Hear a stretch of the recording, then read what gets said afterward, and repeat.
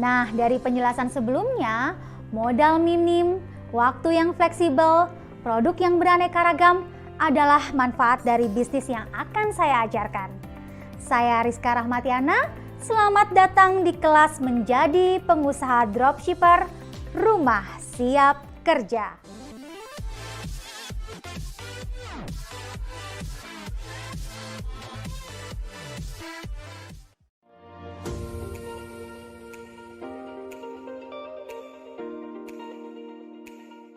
Setelah RS Kawan mengetahui cara melakukan riset produk dan melihat peluang di pasar, ada beberapa hal tambahan lainnya yang perlu RS Kawan jadikan pertimbangan ketika menentukan produk yang akan kita jadikan usaha dropshipper. Pertimbangan tersebut adalah: pertama, apakah produk banyak dijual di marketplace dan juga sosial media? Ketika produk tersebut banyak ada di marketplace dan sosial media, RS Kawan perlu melihat apakah produk memiliki keunikan dan keunggulan tertentu. Sebab jika tidak, produk malah akan kalah saing dan sepi peminatnya. Akan tetapi, jika RS Kawan bisa mengidentifikasi keunggulan dan keunikan dari produk, maka produk tersebut akan laris di pasaran karena banyak peminatnya. Kedua, masa tren produk masih bagus pencarinya. Seperti yang sudah dijelaskan di video sebelumnya, ketika kita mencari produk-produk yang sedang tren di Google, akan muncul banyak pencarian. Semakin tinggi angka grafik, maka menunjukkan semakin tinggi tren yang ada. Meskipun begitu, kalian juga harus menganalisis kembali nih RS Kawan, apakah memang momentumnya masih ada untuk menjual barang-barang tren ini, atau justru sudah terlewati dan trennya sudah mulai dianggap biasa aja. Ketiga, harga jual produk yang tidak terlampau tinggi. Penentuan harga ini sangat penting karena perlu disesuaikan dengan segmentasi pasar dan permintaan yang ada di masyarakat. Umumnya, semakin harga produk berada di harga rata-rata pasaran, maka semakin cepat produk terjual. Biasanya, produk yang cepat terjual berada di kisaran harga 500.000 ke bawah.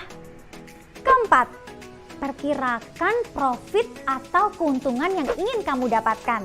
Misalnya, kamu ingin bisa mendapatkan profit minimal 20.000 per produk.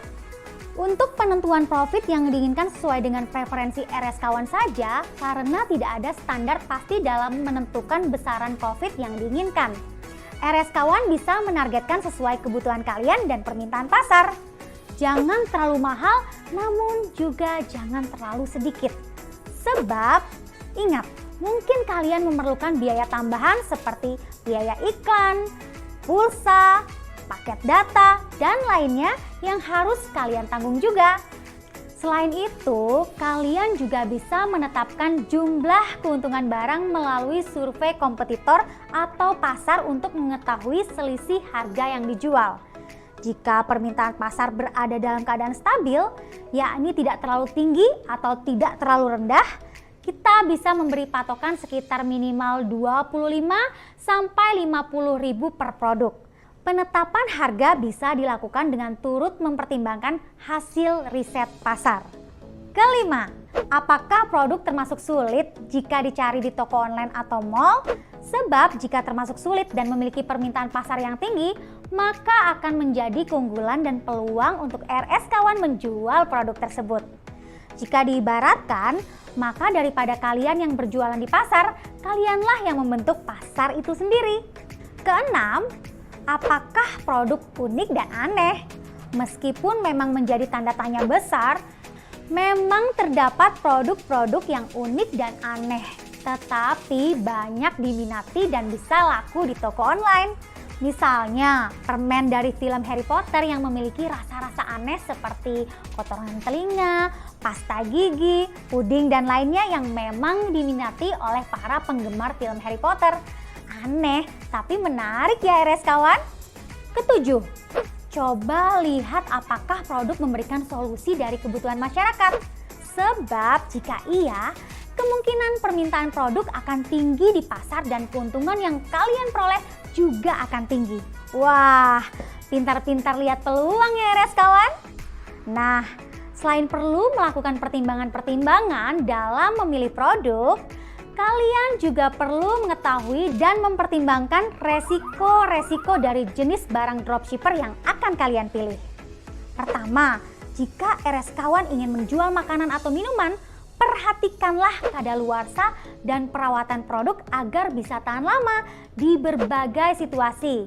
Misalnya, jika tidak di dalam kulkas mampu tahan berapa hari dan di luar kulkas berapa hari. Perhatikan pula komposisi dari produk. Apakah ada komposisi-komposisi tertentu yang perlu diperhatikan lebih lanjut. Kedua, jika RS-Kawan ingin menjual alat produk kecantikan, maka kalian perlu perhatikan bagaimana kualitas dan keadaan produk yang kalian jual. Prosedur penggantian, mempublikasikan informasi kecocokan kulit dengan bahan, dan lain sebagainya.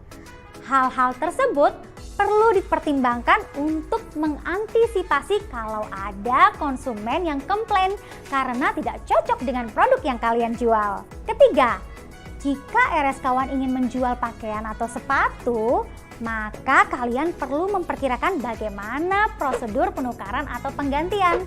Cara merawat produk, misalnya dalam hal pencucian, apakah ada teknik-teknik pencucian tertentu yang perlu diperhatikan, dan lain sebagainya.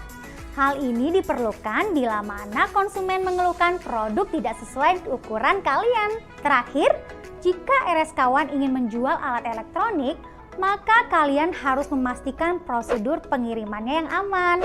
Produk akan sampai pada tujuan dengan kondisi tidak rusak. Selain itu, kalian juga perlu memperhatikan garansi produk, prosedur penukaran, dan prosedur penyampaian keluhan. Sebab terkadang alat elektronik rentan mengalami kerusakan saat pengiriman. Dalam menentukan produk untuk usaha dropshipper, kita tidak hanya melihat peluang produk dalam pasar, akan tetapi kita perlu melihat kesesuaian produk yang kita jual dengan segmentasi pasar tertentu.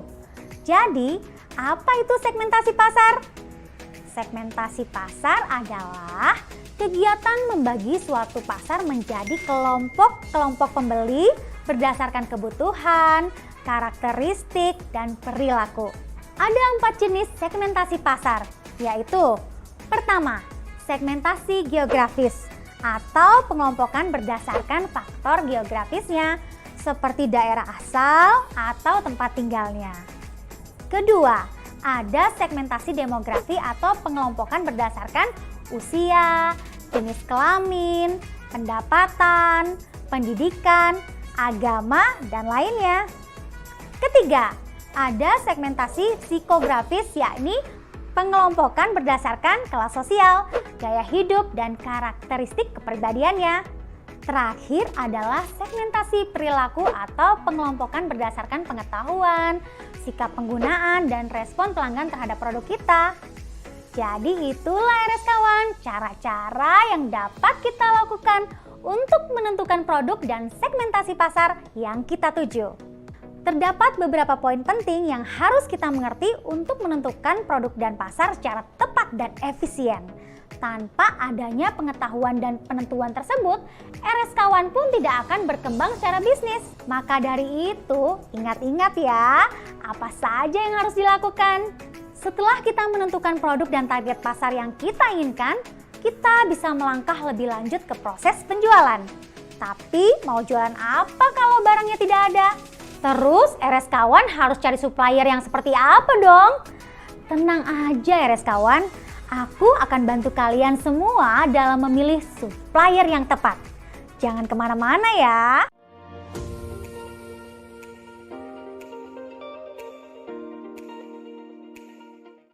Halo RS-Kawan, jangan lupa ya untuk ikuti kelas menjadi pengusaha dropshipper bersama Rumah Siap Kerja.